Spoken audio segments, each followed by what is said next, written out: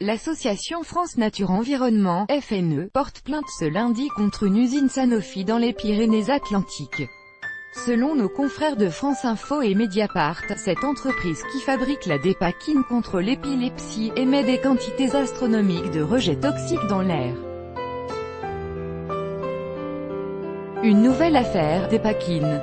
L'usine qui fabrique ce médicament anti-épileptique rejette jusqu'à 190 000 fois la quantité autorisée de bromopropane dans l'air dans les environs de la commune de Lac dans les Pyrénées-Atlantiques. Sa valeur limite d'émission est fixée à 2 mg par mètre cube, mais en octobre dernier ce sont 180 000 mg par mètre cube qui ont été envoyés dans l'air, révèle France Nature Environnement dans un communiqué. La situation a empiré en mars, avec un rejet de 380 000 mg par mètre cube, rappelle l'association. Ces deux contrôles ponctuels ont révélé un dépassement de 90 000 fois et 190 000 fois la norme sur deux colonnes d'abattage, qui traitent les gaz avant de les rejeter dans l'air. Cette substance est classée comme cancérigène mutagène et est soupçonnée d'avoir des effets néfastes sur la fécondité, troubles mentaux et comportementaux. Les analyses ont également révélé le rejet de plusieurs tonnes par an de valproate de sodium dans l'air, la substance de base de la dépakine.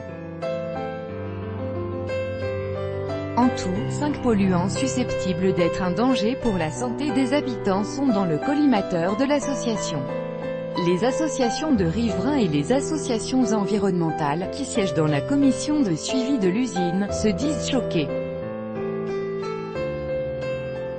De son côté, l'entreprise assure qu'il n'y a aucun risque inacceptable pour la santé.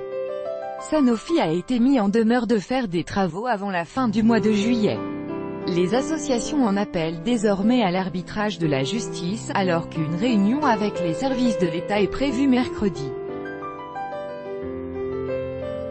Une étude a révélé fin juin qu'entre 16 600 et 30 400 enfants pourraient avoir été atteints de troubles mentaux et du comportement après avoir été exposés à la dépakine et à ses dérivés, dans le ventre de leur mère ces 50 dernières années.